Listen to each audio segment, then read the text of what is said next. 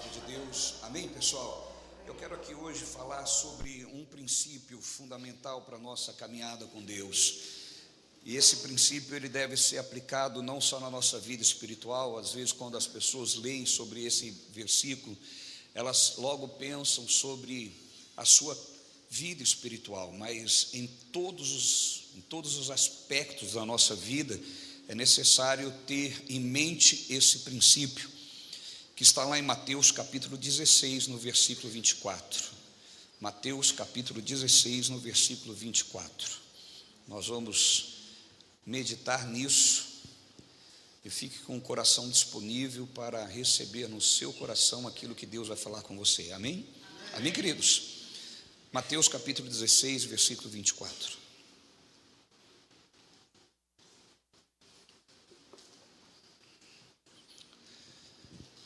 Diz assim, olha, Mateus 16, versículo 24. Então Jesus disse aos seus discípulos. Tem algum discípulo aqui de Jesus? Discípulo é aquele que imita o seu mestre, que segue os caminhos, que segue os passos. Amém? Existem muitos simpatizantes de Jesus, existem muitas pessoas que gostam dos ensinos de Jesus, mas que não são discípulos. Discípulo é aquele que decide realmente seguir. Nós vamos ver aqui agora. Então Jesus disse aos seus discípulos: se alguém quiser vir após mim, ou seja, se alguém quiser me seguir, negue-se a si mesmo, tome a sua cruz e siga-me. Repita comigo: negue-se a si mesmo, tome a sua cruz e siga-me. Amém, queridos? Veja só, Jesus está dizendo aos seus discípulos: se alguém quiser me seguir, tem que tomar 3 atitudes, 3 decisões. Primeiro, negar a si mesmo, renunciar. Nós vamos falar sobre renúncia, mas antes eu quero falar sobre esses 3 princípios e a gente detalha só o renúncia. Jesus disse aos seus discípulos: se alguém de vocês quer me seguir de fato, não adianta dizer que gosta de mim, não adianta dizer que me ama, não adianta dizer que eu sou poderoso. Se você quer me seguir, não seja de palavras, sejam de atitudes. Amém, pessoal? E aí ele diz os 3 passos que é necessário dar para ser um verdadeiro discípulo. Ele diz: se alguém quiser vir após mim, negue-se a si mesmo. Diga comigo: renunciar. A renúncia, eu vou ressaltar aqui, é você abrir mão de algo valioso para você por um bem maior. Abrir mão de um desejo para satisfazer um bem maior. Amém? Não existe renúncia simplesmente dizendo que você ama Jesus e não abre mão de nada. Ser discípulo não é dizer eu amo Jesus e gosto de Jesus, o que ele fala é bonito. Não, Jesus está dizendo: se alguém quiser ser meu discípulo, vai precisar renunciar a si mesmo. Ele não diz que você vai ter que renunciar a bens, porque é fácil você abrir mão de bens por Jesus. Ele não diz que você vai ter que renunciar a ter trabalhos, porque isso é possível. Ele diz que você tem que renunciar a si mesmo. Ou seja, você tem que ser outro após Jesus. É preciso que você entenda que ser discípulo, você vai se tornar uma outra pessoa, porque aquela que você era antes de Jesus tem que deixar de existir. E deixar essa vida que você é antes de Jesus, de fato, não é só dizer assim: eu deixo Jesus, eu adulterava e não adultero mais. Isso é o grosso que todo mundo começa a buscar, né? Isso aí eu faço, isso é o mais nítido. Isso tem que acontecer também. Mas é a tua natureza terrena, é a sua personalidade, que de repente não demonstra frutos do Espírito. Quando nós nascemos de novo, nós nascemos com o fruto do Espírito em nosso interior. E lá em Gálatas vai descrevendo quais são as características de um espírito recriado. E quando nós lemos essas características, e fazemos uma análise com a nossa vida, com a nossa personalidade, nós identificamos aquilo que está alterado, transformado e aquilo que não está. É preciso ser muito honesto conosco mesmo para identificar em nossa natureza, em nossa personalidade, aquilo que não foi modificado. Se você for honesto com você mesmo, você pode se submeter ao controle do Espírito para que essa natureza que ainda não foi alterada possa ser. Amém, pessoal? Amém. Você tem que submeter-se a sua personalidade ao trabalhar do Espírito Santo, para que naquilo que as suas características, da sua personalidade, não refletem a característica de Cristo, seja alterado pelo novo nascimento. Se você não faz se você não toma essa decisão, o Espírito Santo não pode trabalhar. E quando eu digo que não pode, não que ele não tenha poder, ele pode tudo, mas ele só vai fazer com a sua posição, com o seu posicionamento, com a sua predisposição em renunciar. Amém, pessoal? Amém. Todos os nossos temperamentos, quando eu digo nosso, porque existem vários temperamentos, todos eles, existem o lado positivo e o lado negativo. Você sabe quais são os lados negativos do seu temperamento? Fica uma pergunta, eu não vou tratar isso hoje por falta de tempo. Você sabe quais são os lados negativos do seu temperamento? Quando você sabe quais são os lados negativos do seu temperamento, que é como você é, aquela pessoa que você olha e fala assim, puxa, isso aqui não é legal, mas eu sou assim, isso está em mim, isso me controla. Se eu não estiver muito atento, eu faço isso, eu ajo dessa forma. O nosso temperamento é que nos leva a agir, a forma que relacionamos. Amém, pessoal? Se você sabe quais são os lados negativos, você pode submetê-lo ao trabalhar do Espírito Santo de Deus. Se você não sabe, como você vai permitir que o Espírito Santo controle ou trabalhe naquilo que é negativo em você? Consegue entender, sim ou não? Você precisa identificar. E como que eu sei disso, apóstolo? O Espírito Santo de Deus vai te mostrar. Com certeza, por natureza, você sabe aquilo em você que não é tão bom. Mas é preciso assumir isso e dizer, isso precisa ser trabalhado. O seu temperamento precisa se submeter-se ao controle do Espírito. Por quê? Somente aí ele pode trabalhar em você e ajudar você a superar essa falta que tem no seu temperamento. Todos têm. Amém, pessoal? O seu temperamento tem coisas boas que todo mundo gosta, todo mundo ressalta, mas tem coisas em você que nem você gosta que as pessoas percebam. Isso já são os lados negativos. Tem coisa em você que você faz de tudo para que as pessoas não percebam. Consegue entender, pessoal? Estão entendendo, sim ou não? Sim. Essas coisas já é um indício de que não é algo bom. E a palavra de Deus fala sobre isso, que numa mesma casa há vaso de honra e de desonra. Ou seja, dentro de você tem coisas que honram e tem coisas que desonram. Naquilo que desonra, você tem que se submeter a Deus, para que Deus molde isso. Como um vaso na mão de um olheiro, ele é moldado, trabalhado, mas precisa se colocar na mão de Deus e aceitar o trabalhar dele no seu interior. Digam glória a Deus. Então é preciso que você entenda, Jesus está deixando bem claro. Então Jesus disse aos seus discípulos, se alguém quiser vir após mim, se alguém quiser segui-lo, negue-se a si mesmo. Ou seja, a vida que você tem antes de Cristo, ela precisa ser negada. Se você tem uma vida antes de Cristo, mas você não quer negar ela após andar com Cristo, saiba você que você é um simpatizante do cristianismo, simpatizante dos ensinos de Jesus, mas você não é um verdadeiro discípulo, porque é preciso que haja a mudança de uma vida antes de Cristo para a vida depois de Cristo. E aí é preciso negar-se a si mesmo. Como eu disse, negar um bem pode ser fácil para algumas pessoas. Abrir mão de um trabalho para estar na igreja é fácil. Eu não vou nesse trabalho porque está roubando meu tempo de ir para a igreja. Ótimo, parabéns. mas você está abrindo mão de você. Negar-se a si mesmo por Jesus. Você permite que Deus trabalhe em você, moldando aquilo que você sabe que precisa ser moldado, trabalhando naqueles pontos negativos.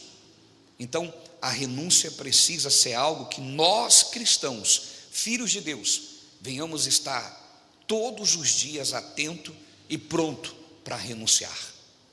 Renunciar aquilo que não está em concordância com os princípios de Deus. Aquilo que você identifica que não está de acordo com a vontade de Deus, você está pronto para abrir mão. E nem sempre aquilo que está contra os princípios de Deus é algo que você acha ruim. Tem coisas que é bom para você. Tem coisas que é bom para você, mas que está contra os princípios e os propósitos de Deus.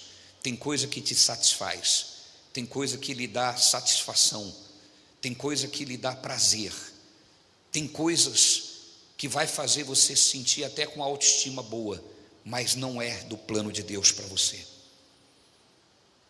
Tem coisa que vai satisfazer o seu ego, vai te deixar bem.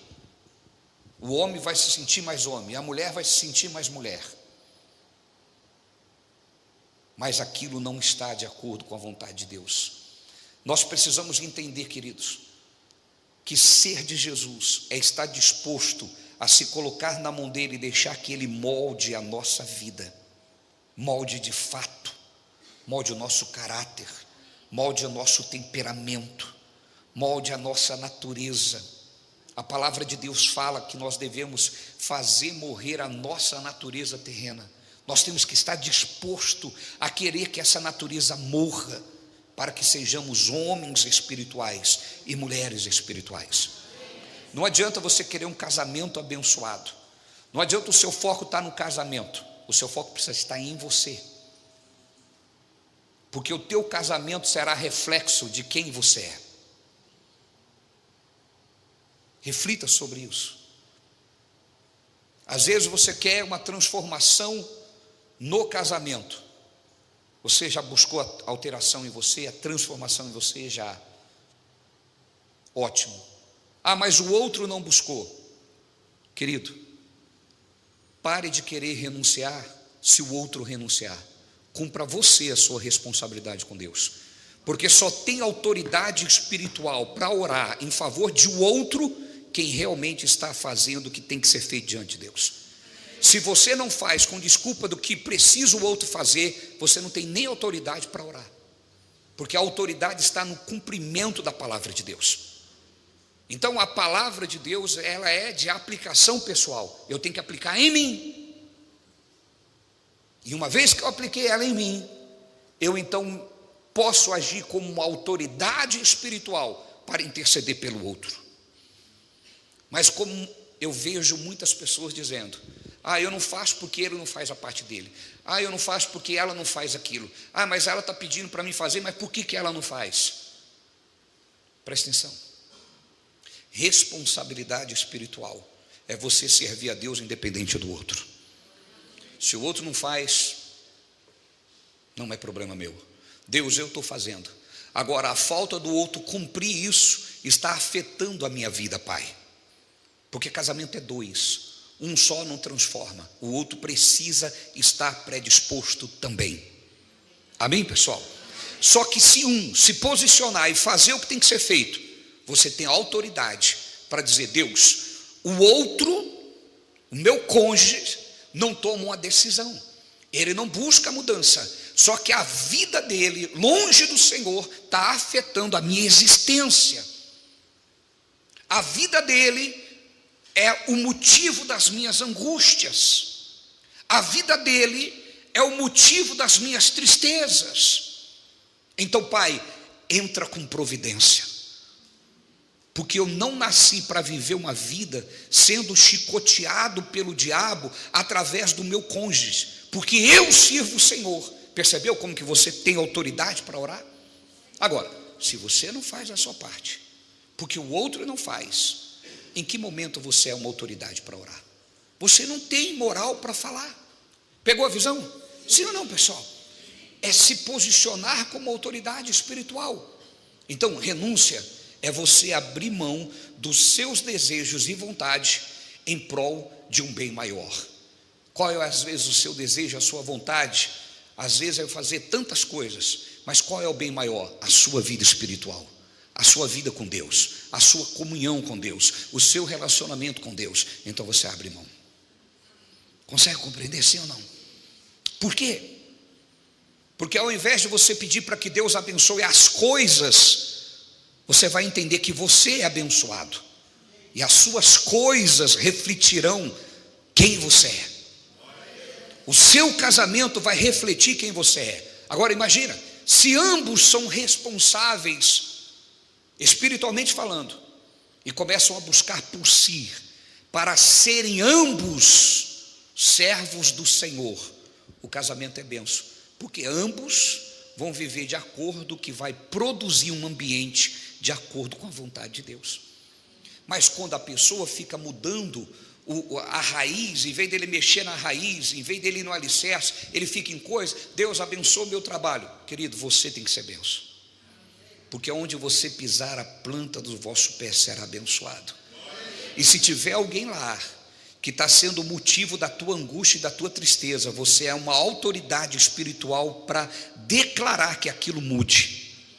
Consegue compreender, sim ou não? Você passa a ser uma autoridade espiritual. Senhor, eu estou vivendo como verdadeiro filho de Deus, mas esse cidadão, o diabo está usando o temperamento dele, a personalidade dele, a vida dele, para me tirar a paz. Eu não aceito mais isso, porque eu não serei chicoteado pelo diabo através do meu cônjuge, através de pessoas. Eu não serei chicoteado.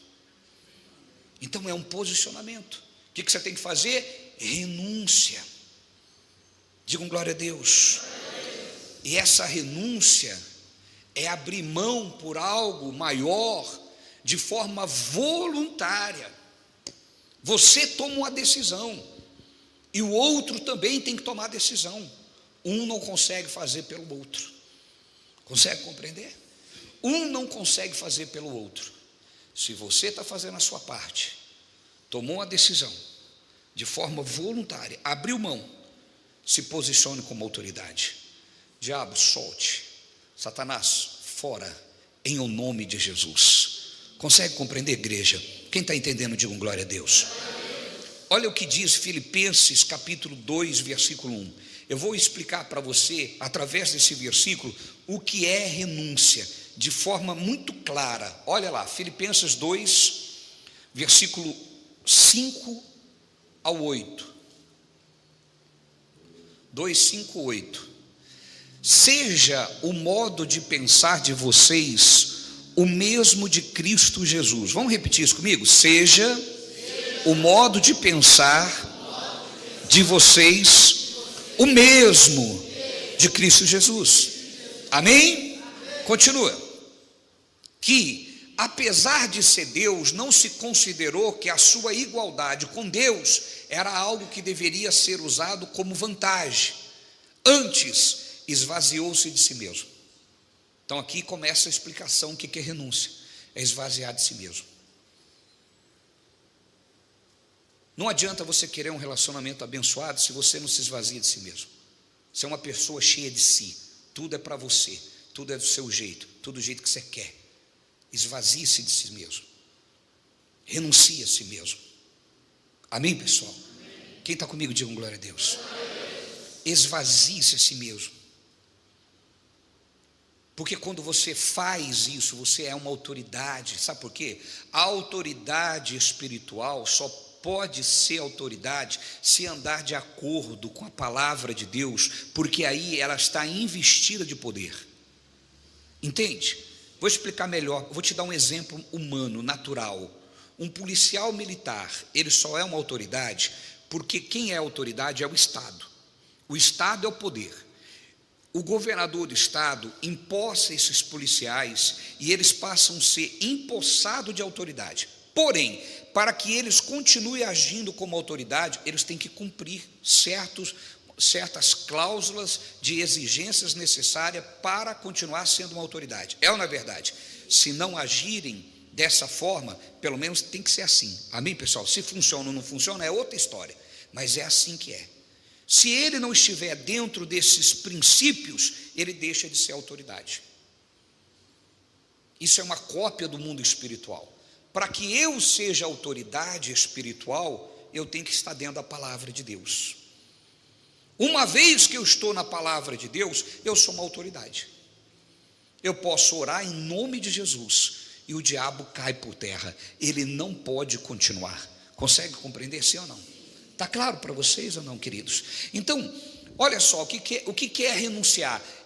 Jesus se esvaziou de si mesmo, assumindo a forma de servo. Amém? E aí diz mais, tornando-se semelhante aos homens, ou seja, Jesus é um exemplo de renúncia. Ele renunciou toda a glória, ele renunciou a algo valioso por um bem maior. Qual é o bem maior? Diga assim, a minha salvação. Diga, a minha salvação. Amém, queridos? Então Jesus se esvaziou de si mesmo, ele renunciou a si mesmo. Renúncia requer você passar até por um momento que vai fazer você sofrer. Abrir mão faz você sofrer, dói abrir mão de algumas coisas. É ou não é verdade? Sim ou não? Quem sabe você tem que abrir mão até de um pecado.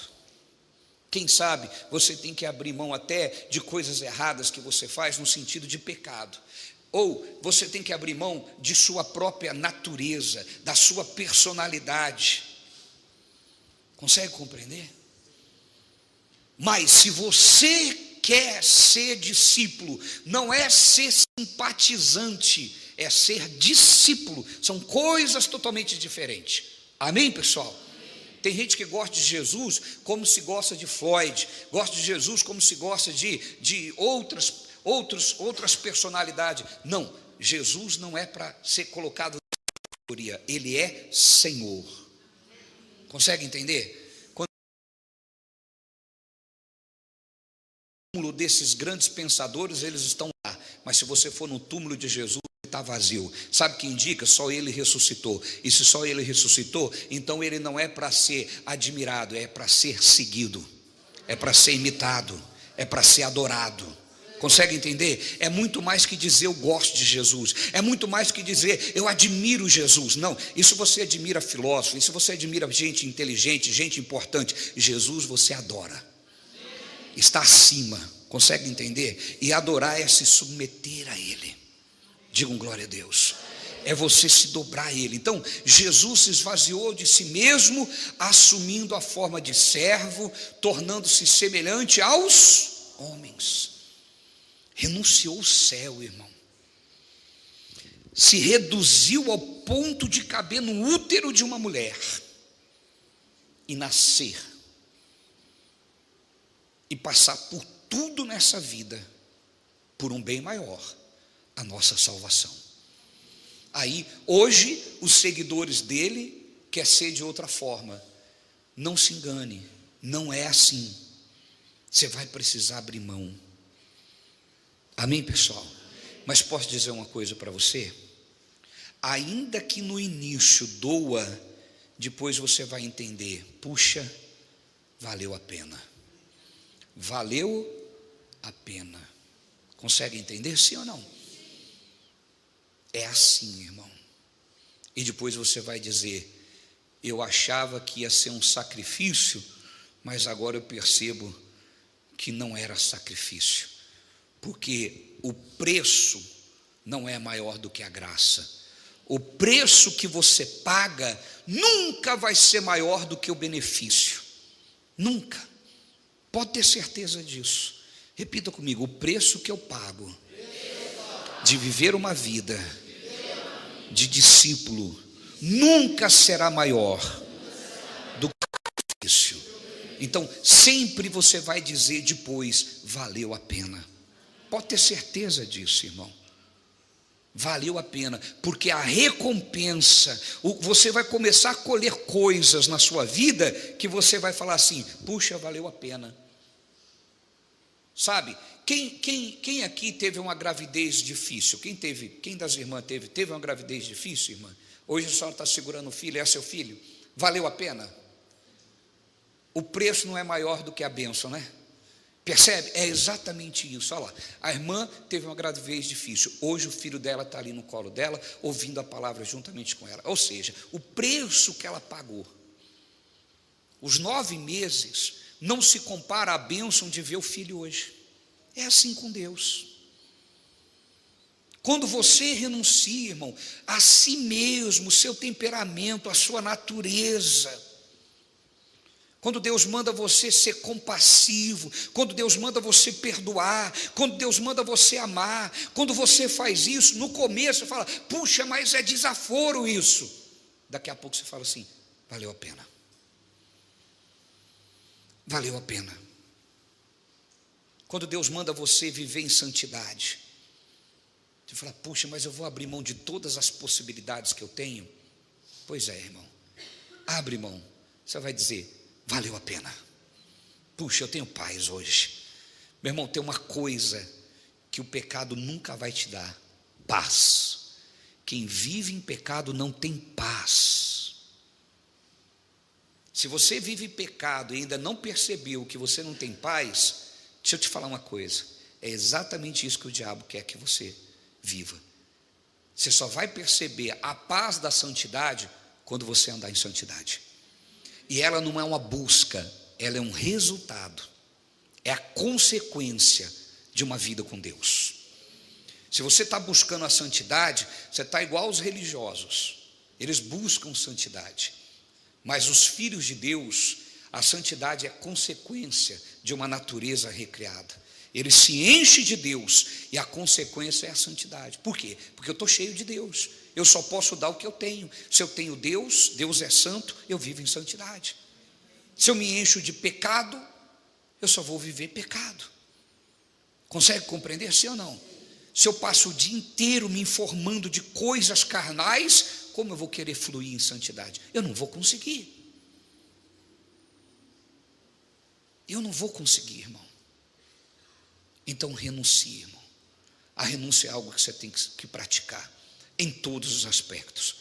Você tem que renunciar para viver com Deus. Você tem que renunciar dentro do seu casamento. Você tem que renunciar no seu trabalho. Em toda a vida você vai ter que renunciar a alguma coisa. Analise e renuncie. Jesus renunciou ao céu, mas ele ganhou o céu novamente. O preço não foi maior do que o benefício. Digam glória a Deus. Aí o versículo 8 diz o quê? Sendo encontrado em figura humana, olha só, humilhou-se e foi obediente até, diga comigo, Jesus humilhou-se e foi obediente até a morte. Agora faz uma observação, continua. E por quê? Ser obediente até a morte, morte natural é fácil. O ser humano não tem medo da morte, tem medo de como vai morrer, né? Essa é a preocupação, a grande preocupação, como vai morrer.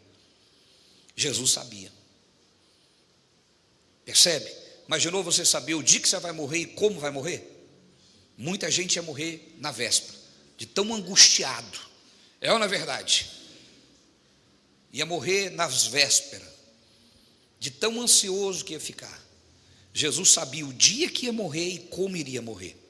Morte de cruz. Mas ele obedeceu até a morte. E morte de cruz. Se ele obedeceu, é por quê?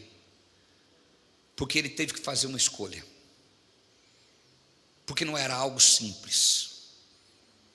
Diga para o seu vizinho, viver com Deus não é algo simples não, irmão. Ser evangélico é simples, irmão. É só você vir para a igreja, frequentar a igreja, é simplesinho. Agora, ser discípulo de Jesus, aí você tem que tomar decisões. Vir na igreja, como eu sempre digo, é o ponto de partida, mas ouvir o que é ensinado e viver é o que vai fazer a diferença. Amém, queridos? Amém? Olha só, abre a sua Bíblia comigo lá em Gálatas, capítulo 2, versículo 20, e nós vamos ler só aqui Romanos, e depois nós vamos orar. Gálatas 2, versículo 20, e depois nós vamos orar. Olha o que Paulo falou aqui.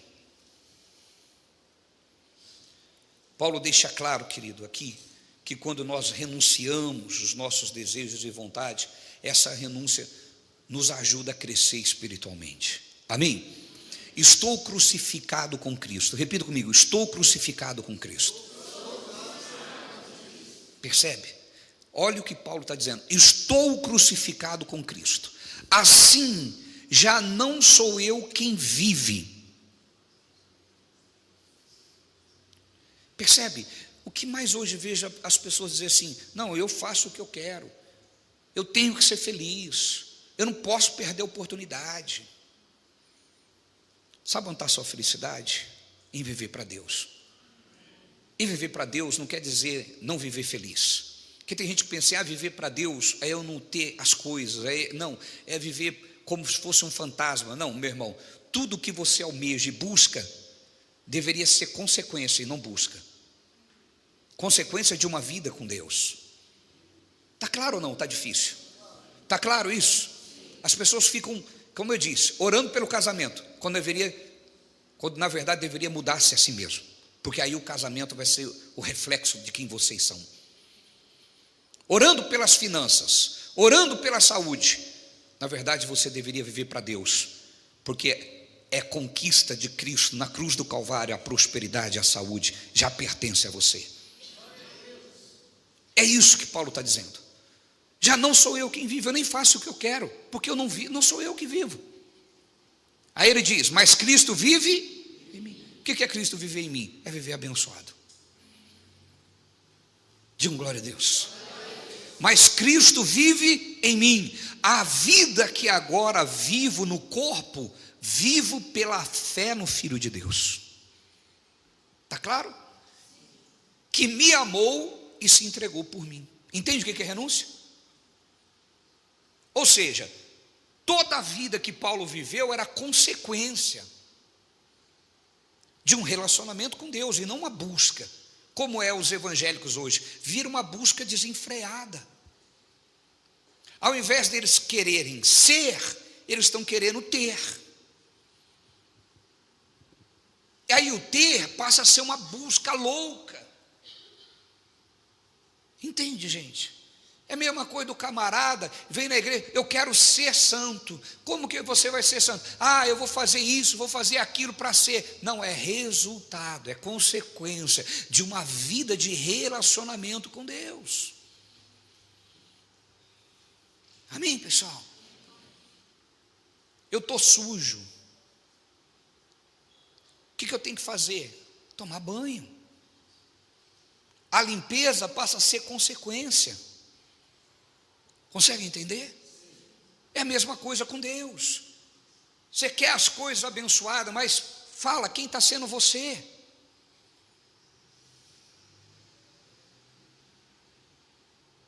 Agora, sabe por quê? Preste atenção. Sabe por quê que muita gente às vezes acha que está abençoado? Olha que triste, irmão. Que miséria. Isso é igual a miséria. Isso e miséria é a mesma coisa. Sabe por que as pessoas acham que está tudo bem, que estão abençoados? Porque eles estão empregados, porque comem, bebem e têm uma casa para morar. Eles chamam isso de bênção. Deixa eu falar uma coisa para você. Quando Adão pecou, Deus falou para ele que ele iria comer. Deus não falou para ele, Adão, agora que você pecou, você vai morrer de fome. Ou seja, Adão ia ter emprego, Adão ia ter comida, Adão ia ter casa, mesmo no pecado e afastado de Deus. Tem gente que chama de bênção arrumar um emprego, chama de bênção ter uma casa para morar, chama de bênção ter comida para comer. Isso é resultado de uma vida abençoada. Isso não é a bênção. A bênção é você ter vida com Deus. O resto é resultado. Sabe por quê? Porque até o pecador e o incrédulo tem essas coisas. Por quê? Porque Deus diz que Ele não tem prazer na morte do ímpio. Se Ele não tem prazer na morte do ímpio, Ele vai até ajudar o ímpio a viver mais para se converter. Entende? Seja honesto, aqui dentro dessa igreja aqui, tem alguém que antes de ser de Cristo teve livramento? Eu nem de servir a Cristo tive livramento. Já? Por que Deus te livrou? Você nem dele não era. Porque Deus não tem prazer na morte de ninguém. Deus quer que você viva o tempo necessário para você ouvir o Evangelho e se render a Ele. Aí é uma escolha sua. Amém? São livramentos que Deus dá. Mas não pense você porque você está empregado, porque você tem uma casa. Isso é bênção. Bênção é você. Isso é resultado de uma vida abençoada. Está claro isso, não, irmão? Eu posso me sentir abençoado por ter essas coisas? Posso me sentir abençoado. Mas isso não é ser abençoado. Abençoado é ter vida com Deus. Isso é resultado, consequência. Por isso Jesus diz: ao invés de você buscar o pão para comer, a veste para vestir, ele diz assim: sabe por que você não deve fazer isso? Porque os pássaros, eles não plantam, mas eles colhem. Os pássaros não têm o mesmo valor que vocês, mas eles são sustentados. Quem vale mais, vocês ou os pássaros? Por quem Jesus morreu? Por vocês ou pelos pássaros? E aí Jesus diz: então por que vocês ficam buscando essas coisas? Quem busca essas coisas são os ímpios. Os meus buscam o reino de Deus e a sua justiça em primeiro lugar. Essas coisas são acrescentadas. Ou seja, a vida sendo suprida é acréscimo de uma vida com Deus. E não a busca. A busca é estar com Deus. Você está entendendo, sim ou não? A busca é você viver com Deus. A busca é você caminhar com Deus. É você ser crente de verdade. É você se render para Deus. Querer agradar a Deus, servir a Deus. Eu vivo para adorar a Deus. Ah, mas e as coisas? As coisas são acréscimos, são resultados. Digam glória a Deus. E aí, para encerrar, Romanos 12, 1 e 2.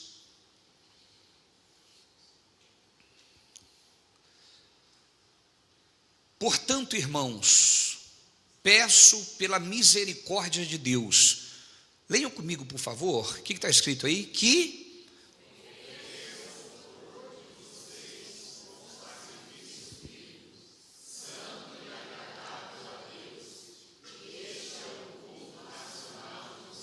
amém? Olha que Paulo estava falando. Irmãos, eu rogo, eu peço pela misericórdia de Deus que ofereçam o corpo de vocês como sacrifício vivo. Esse sacrifício não é você passar 72 horas de jejum. Estou no sacrifício vivo. Isso é fácil, você fez, acabou. Sabe o que é sacrifício vivo? É você estar abrindo mão da sua natureza, abrindo mão de si. Não é abrindo mão de alimento. Jesus diz: renúncia a si mesmo. Sabe o que é sacrifício vivo? É você abrir mão de você mesmo, da sua natureza. Isso é um sacrifício. É ou não é verdade? Você que é uma pessoa que gosta de controlar, abrir mão disso. Controla todo mundo. Gosta de mandar, manda em todo mundo. Entende, gente? Abre mão de si mesmo. Então, Paulo está dizendo: peço pela misericórdia de Deus que ofereça o corpo de vocês como sacrifício vivo, santo e agradável a Deus. Este é o culto racional de vocês. Quem entendeu, digam glória a Deus. Se põe de pé em nome de Jesus.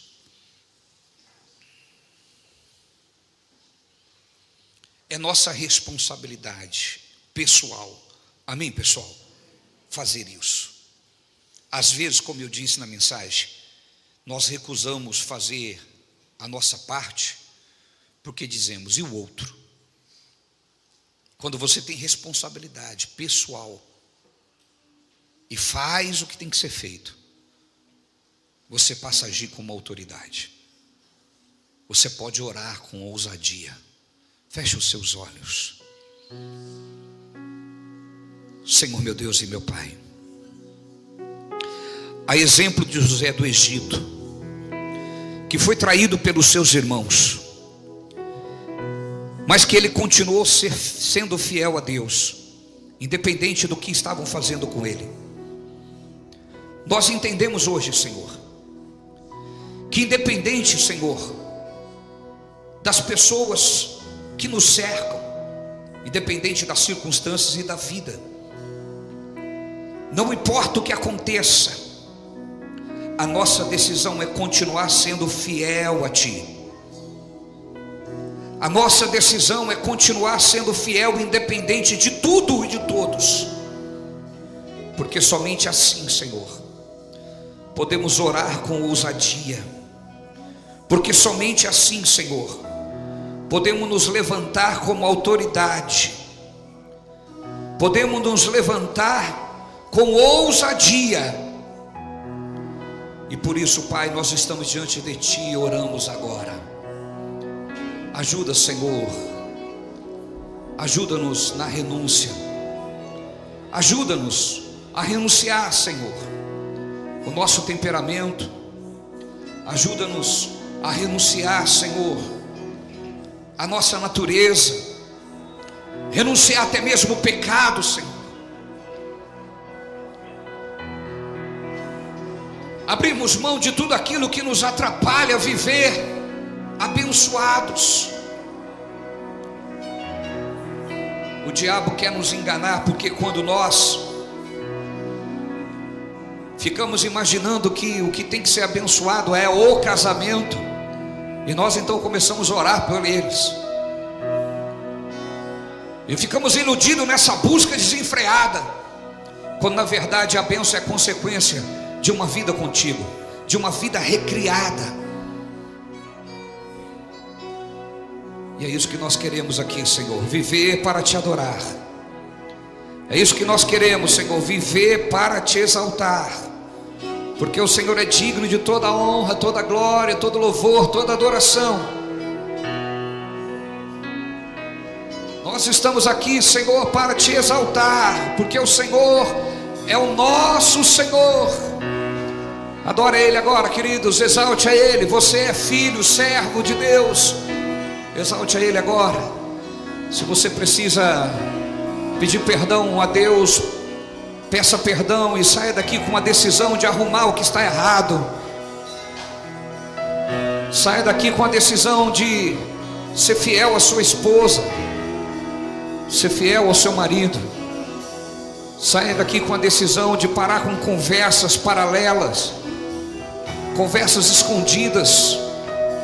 Saia daqui com a decisão de renunciar aquilo que te faz se sentir mais homem, mas que é pecado, aquilo que te faz se sentir mais mulher, mas que é pecado, aquilo que levanta a tua autoestima, mas é pecado. Pode ser prazeroso, mas é algo que está te destruindo. Se o mundo faz e dá certo, é o mundo. Você não é do mundo. Você é filho de Deus.